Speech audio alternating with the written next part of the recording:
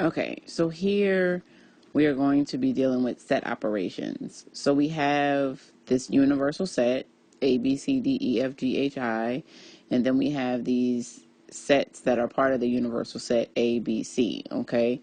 So what we're going to do first is I'm going to show you how to draw the Venn diagram.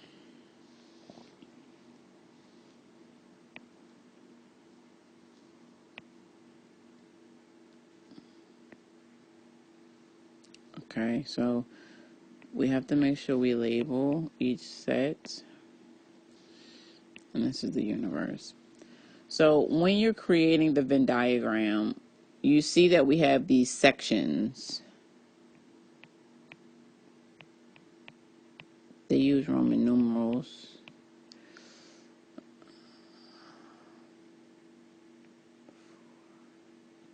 Five, 6.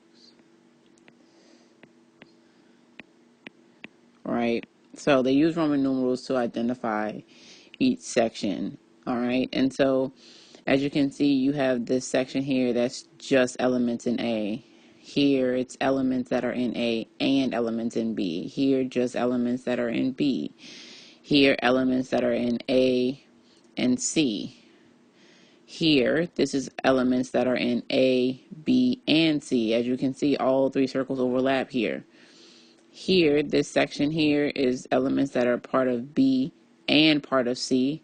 Here, this is just elements that are in C only. And then out here are elements that are in the universe but are not part of A, B, or C. Okay? So I have to erase this because I have to be able to put my letters in. So I'm going to erase this. Okay, so when we're filling in our Venn diagram, what we have to do is we always want to start from the middle. We always want to start of what is in common. Okay, so what are they sharing? What do they all have in common? Because what we're going to do is we're going to go from what they share, and then we'll be able to identify and separate individually each section. So we always start from the intersections first, okay? You have to make sure you remember that. Always start with the intersections first when you're filling in your Venn diagram. So my elements here, what do they all share? They all have I.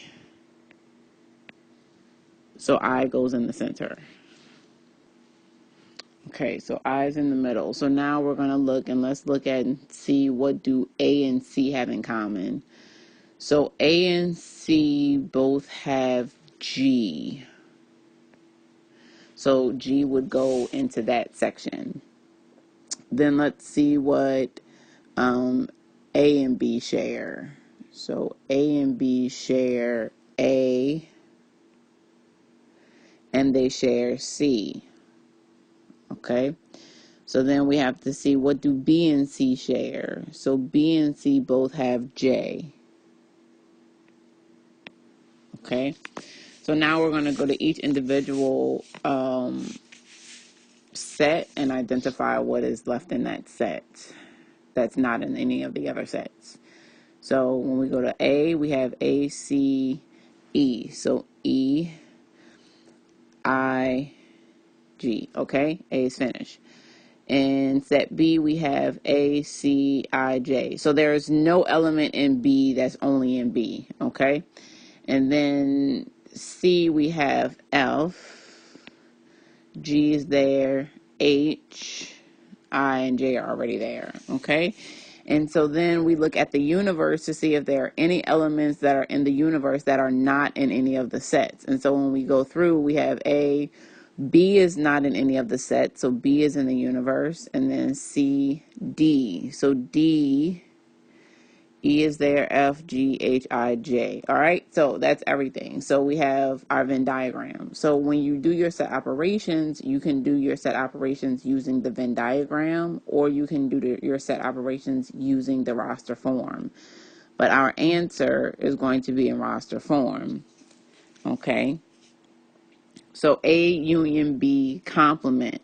So A union B, remember, means all of the elements that are present in A and also all of the elements that are present in B. So what is in A or what is in B? That means you unite them, you bring them together. So all of the elements in A and B, but then we're going to complement that. But let's do This is how I have to do it so that I can see it. So A, C, E, G, I, J. So those are all of the elements that are in A union with B. Okay. And so now I want the complement of that. So what does that mean? That means I'm going to go to the universe and I'm going to look for all of the elements that are in the universe that are not in this set here. Okay. So B, D, F, H. So this is my answer. Okay. All right. And so if you look at the Venn diagram, A union B would have been this circle,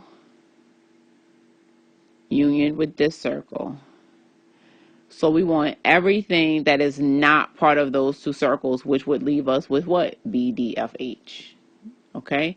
So you have to decide how you want to see the problem. So I think that you should pause and work the next problem on your own. And I'm going to do it and then come back and let's see what happens. Okay, so number 2 should come out like this. So first, I take my A complement is what I need to find. So J, F, H, B, D. Those are all the elements that are in the universe that are not part of the A. So you can use the roster form or you can look at the Venn diagram. So if you count, look at everything except the A circle, you would have J, F, H, D, B. Okay, and then we're unioning that with B, which is A, C, I, J. So union is just bring everything together. Okay, so then try number 3. Okay, so number 3 essentially should be all of A, B, C basically combined. Okay, basically all of A, B, C combined. Okay, so let's look at another one.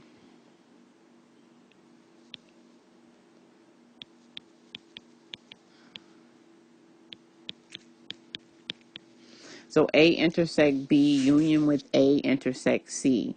So what we're going to do is we're going to do the intersections here. So A intersection B is A, C, I. And we want to union that with A intersect C. So A intersect C is GI. So when we union them together, we end up with A, C, I, G. And that would be our final answer. And that's set operations.